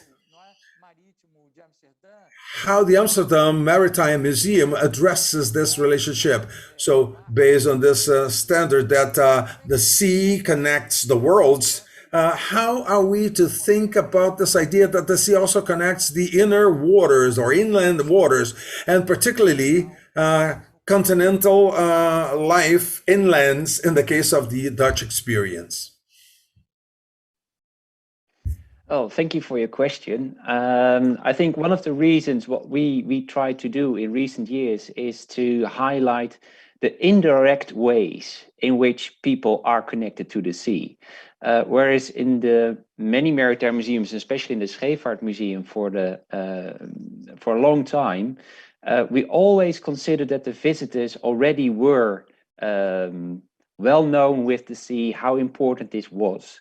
But many people actually say, well, I don't see that. I really need to know, how am I connected to the sea? And we do this by pointing out the more indirect ways. And that is, for instance, that Amsterdam is still an important seaport, that many of the goods that we find in our shops are brought by us, not by a plane, but by a ship. And of course, that in the Netherlands, and especially because we are also, of course, known as the Low Countries, much of it is below sea level. So the water is still also a major threat for people inland. So it's, from an economic point of view, the seas offer opportunities and possibilities, but also there is this threat of flooding. But then again, the concept of yachting, of pleasure boating, as it were, is something that was invented in the Netherlands in the 17th century, where people didn't only go on the water to fish or to work or to fight, but also just to enjoy themselves. And the idea of yachting has then been exported throughout the world. So what we want to do is that there are many different aspects to connecting to the sea as well. Whereas I think in the past, we always concentrated on shipping and seafaring. And that is probably a too limited view, because there are not so many people working in the port of Amsterdam anymore. And there aren't so many people who sail their own boat. But if you can show people how their lives are actually influenced by the sea, and 70% of our planet is made out of water, we should more see the seas and water as the connector in the entire story than land. And I think that is a role that maritime museums can play, of course, in showing people how people have been connected always to water. And water brings us opportunities, also threats, of course, in the case of invasion or war, but also brings you to new ideas, to other people on the other side of the world. And that concept is something that we try to put forward in the exhibitions we make.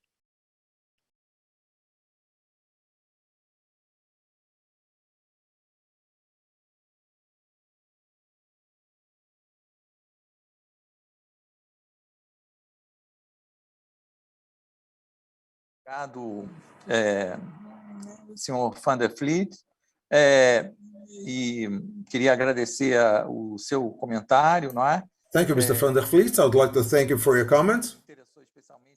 I was particularly interested when you say, when you talk about the sports part. It's a theme that maritime museums may also explore, and that also connects worlds, because the sports culture has no borders. It travels across borders. So now, I'd like to propose a question to Commodore Favinha. He's our Maritime Museum representative in Lisbon, in Portugal. I have pointed at that there's a historical bond between Brazil and Portugal. So I cannot actually escape the question of how Brazil is represented in the collection of the Maritime Museum in Portugal. But what I would like to do is to actually pose a question on the integration of the cultural equipment that were mentioned, which are connected around the Portugal's Maritime Museum. We have seen that it is, in a certain way, a characteristic that's relevant in other museums, as was shown to us when we were looking at the Ålands Museum in Finland, which has activities around a ship. And yesterday we also saw elements of that. And at the same time, Portugal's Maritime Museum is in a region of the city that is also connected to other centers, to other cultural centers, which are outstanding in the city of Lisbon. The Belém Cultural Center, which is known for modern arts, and the National Museum of Chariots or coaches, which is well known across the city, and also the Navy Museum. And just to mention but a few pieces of equipment which are very nearby, in addition to others in the vicinity. So, Commodore Favinha, in addition to the question about Brazil's representation and the Navy Museum, I would like to ask you if this consideration of the integration of the program of the different dynamics in a museum, in a maritime museum unit, is that actually connected to the dynamics of the other units, and if the Navy Museum activities dynamics in the area of Belém, Lisbon, is also considered in relation to the other pieces of cultural equipment. I underline that because in the case of Rio de Janeiro, the Navy Museum that's being designed now is also integrated to an ensemble of other cultural equipment items, but also to another circuit of museums in the Rio de Janeiro's downtown. Therefore, we are interested in learning, we're trying to learn how the Navy Museum considers the integration of this museum and the other museum equipment items in the region where the Navy Museum is actually located in Lisbon. Thank you for your question. And then it's interesting to see how Brazil is represented in our museum. In fact, Brazil and Portugal have a common history that reveals that part of the Brazilian institutions are older than the Portuguese ones, because the institutions went to Brazil when the king had to go to Brazil because of the French invasions, like in the case of Real Companhia de Guarda-Marinha, which is the one that founded the Navy School, and on the other hand, we in Portugal had to recreate our school. And basically, we had many professionals being deployed to Brazil, and we had to reinvest in Portugal in order to recreate those institutions. As mentioned before, in the renovation of our museum, we attempted to not base, like in Holland, the history of the personality, even though that's a bit inevitable, but on the different context in which the history actually happened. Therefore, in the discoveries, we focused much more in the technical capacities that existed then, and that allowed to have those navigations as never before and in such long distances. And we influenced the construction, the naval construction, and of new navigation instruments, and also in terms of the charts that were developed that, and they created a new map for the world, and therefore building a new world. And that's what we focus on. Basically, of course, we focus on a navigation route that were established and that were maintained. And the route of Brazil was essential at the time, and is allowed also for us to have ships moving between Portugal and Brazil every year. Therefore, we always have to establish a balance between the museum and the interpretation center. Our museum tells stories based on the pieces that we have in our collection. Therefore, if we don't have those collection items that represent this history, we won't be able to invent a story or a history for which we don't have collection items. But I think that Brazil is very well represented in all these different contexts that I mentioned, the development of the navigation instrument and the construction of the ships. And before the independence, this already was essential to build the Portuguese ships, and also the different characters, Brazilian personalities that have founded the Brazilian Navy at the beginning of the independence, and that were Portuguese officers that later on founded the Brazilian Navy. Therefore, I believe that Brazil is very well represented in our permanent collection. As for the connection between the different Navy poles that are not here at Jerônimos, so we, the Marine Museum, we are the technical authority of the Navy for everything that has to do with the historical value objects in all the different units of the Navy, be it in those poles. Well, we are the ones that are responsible. We are responsible for the research and for the bibliography of those objects, even though there are no, we have a technical authority that is in charge of all of that in terms of inventory, in terms of preservation, conservation of those items. So the integration with the different museums of this area, this is also a very common discussion, because there are different hierarchies. The majority of the national museums in this area, they belong to the Ministry of Culture of Portugal. We have Centro Cultural Boleia, which is independent. Our museum belongs to the armed forces, and therefore there are many different initiatives in order to be able to create the visiting tours, to create the common brochures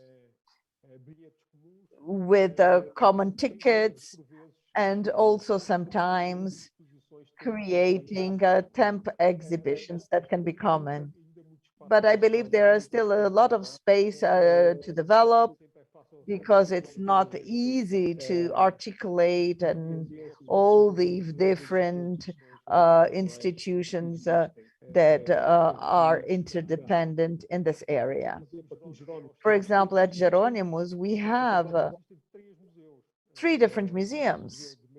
We have the one for Navy and the Archaeological Museum, and the one from Jerônimos.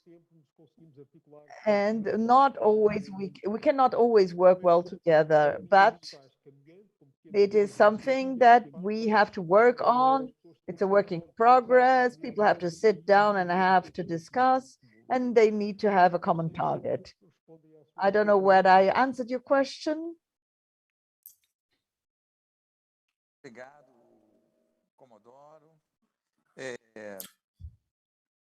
Thank you, Mr. Commodore. I'd like to thank you for your statement. Now, I would like to ask a question to Dr. Hagmark. In your institution's experience, from that experience, it was very interesting for us to see how this community base was formed, developing from local marine community or Navy community, which provided the source to the collection, which is the basis of the museum to date. In our project for the Brazilian Maritime Museum, our project motivations include a contribution in order to give visibility to contemporary subjects of Brazil's maritime life. It's natural that maritime museums have in their collections a lot of ship's history of cartography and naval industry, the way in which ships were built. But we also have this concern with having a museum as a space for gathering and a space for visibility to the subjects of maritime life. So, I would like to ask, particularly from your experience, whether the maritime museums can actually mobilize and engage maritime communities. I believe your experience is certainly going to contribute to our project. I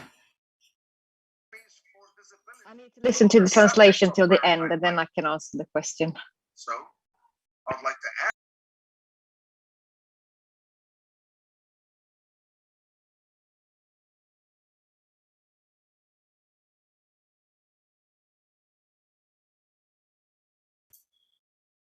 I'm sorry, Dr. Hagmark, you could not follow the translation? Is that what you said?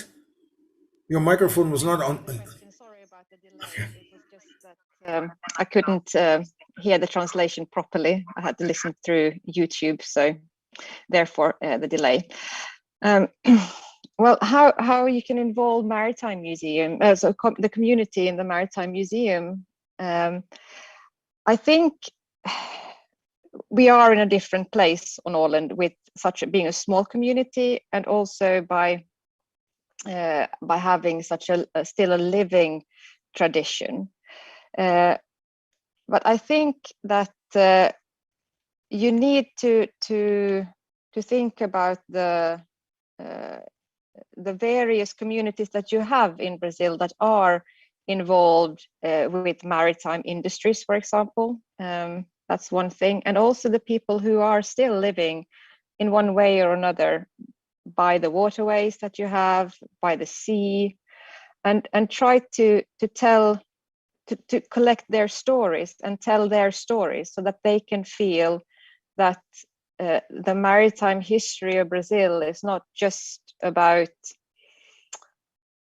big events and about the state and about the navy and about big things like that, to also look at the communities that have evolved around the water beds and the rivers and the seashore.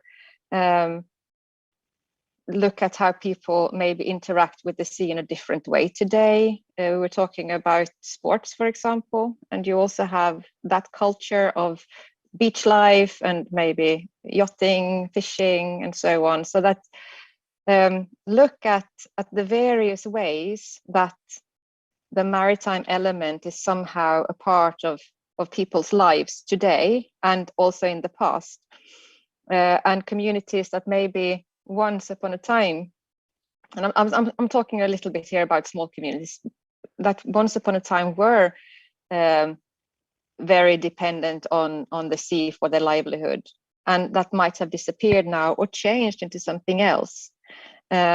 We have, maybe not here in Åland, but I know there are places where the maritime, you have fishing, for example, as an industry has disappeared, but instead it had developed into maybe more recreational areas where you can harness that. And it's hard to compare Åland and Brazil because the dimensions are just so huge. But to make an engaging exhibition, whatever size you're talking about, you need to tell the people's story, the people who, in one way or another. I mean, we heard from the Netherlands also about how people are now very involved with water pollution, for example, the fear of losing our oceans, the environmental issues. And that's also something to tap into and to find areas that local people from all over Brazil has a relation to. And with such a big country as yours, there must be lots of themes that you can develop and look upon. I don't know if that answered your question. It was a bit hard to follow it as I had a time lag.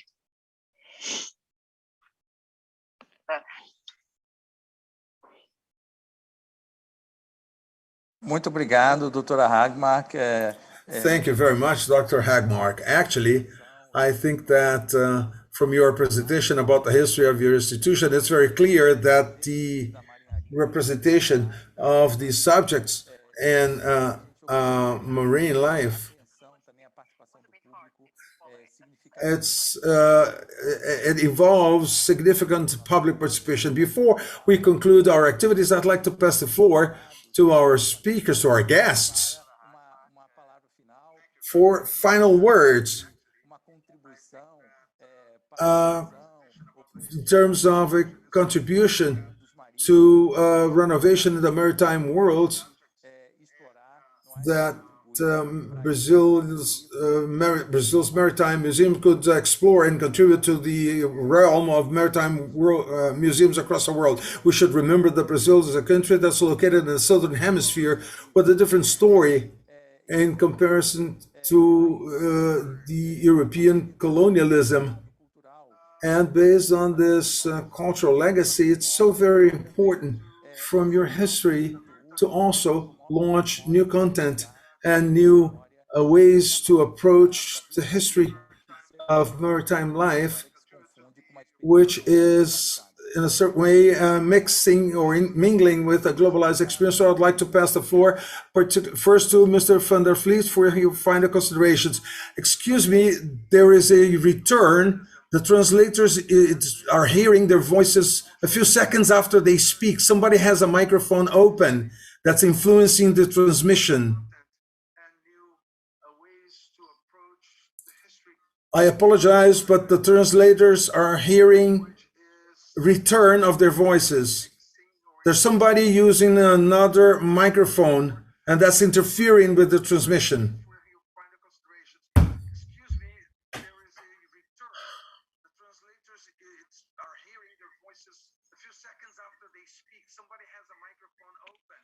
That's influencing the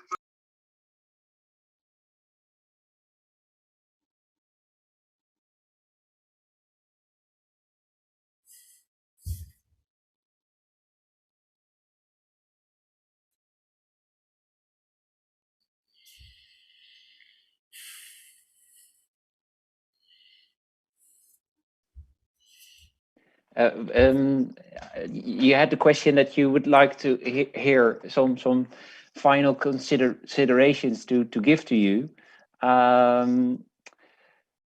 I think, and that was the question I put in my presentation, what it means to be a national maritime museum instead of a regional or a local museum, or even a specialized maritime museum, because we have all of them, of course, also in the Netherlands. We have about 30 museums in the Netherlands that present a more local story about their maritime history, or don't even consider themselves a maritime museum, but also have considerable maritime collections.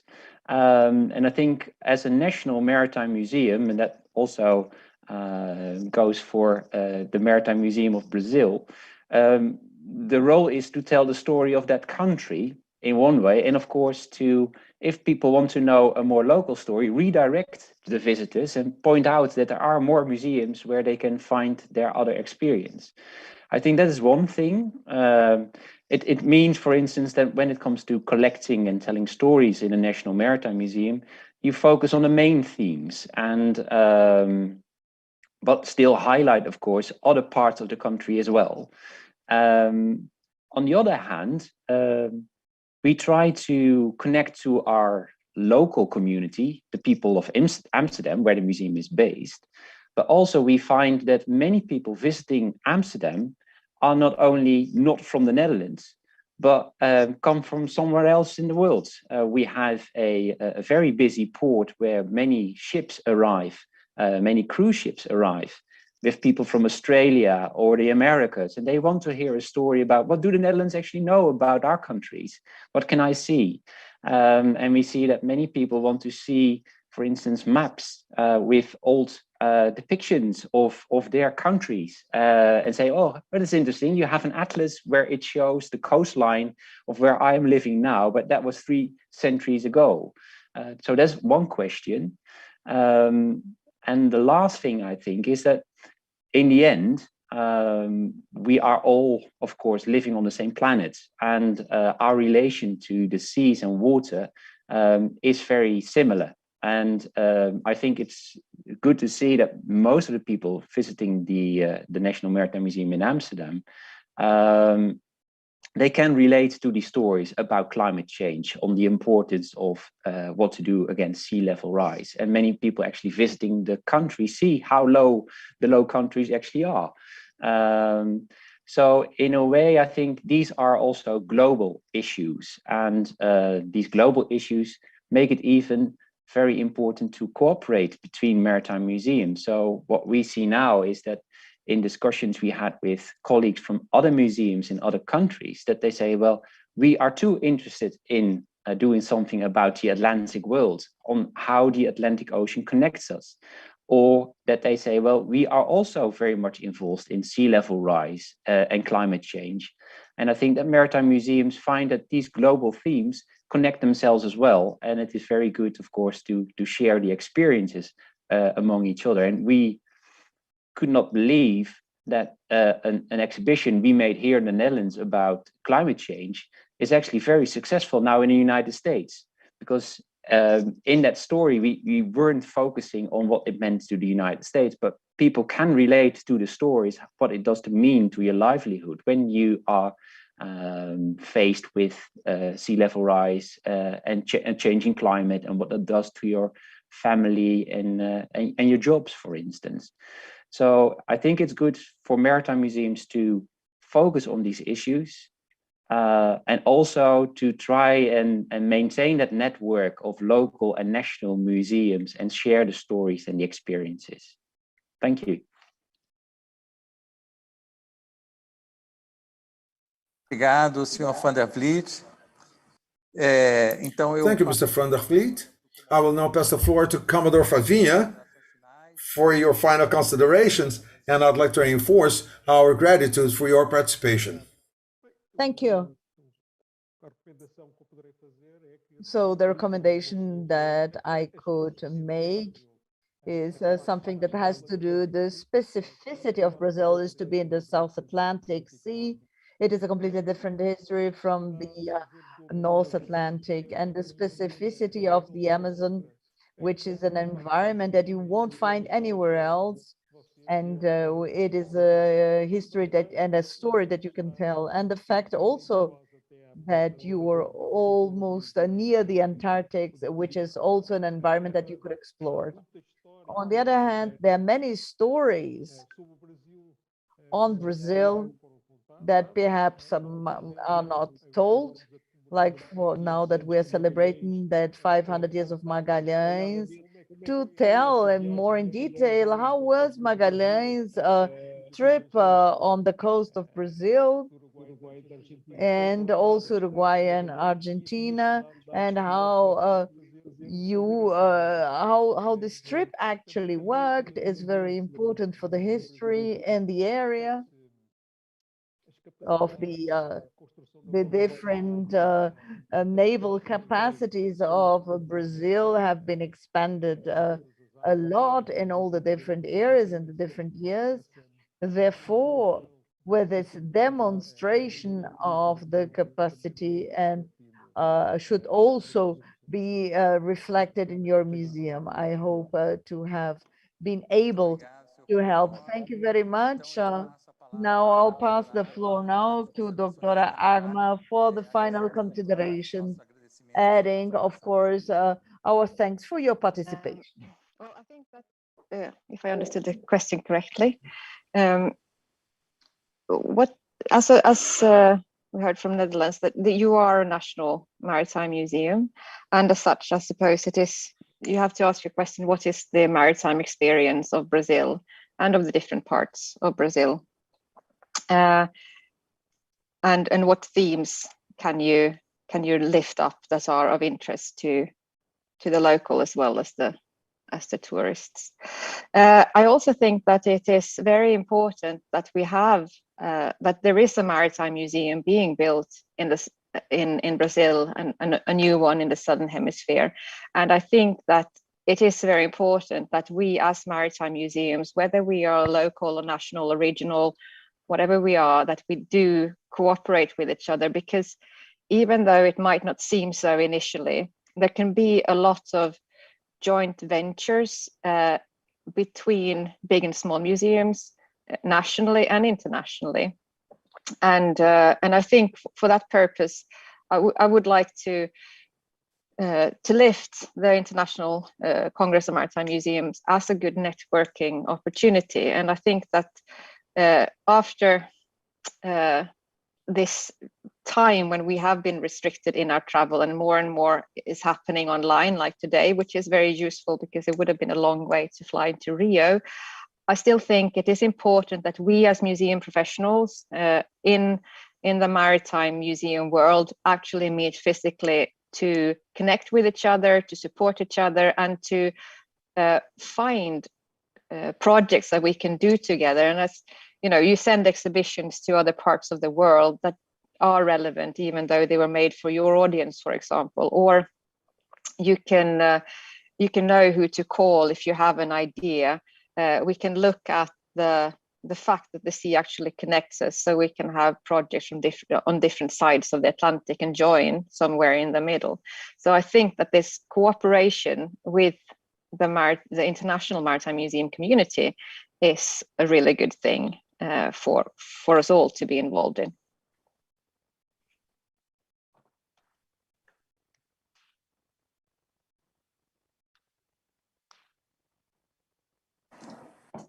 Muito obrigado, doutora Hanna. Eu queria agradecer. Thank you very much, Dr. Hagmark.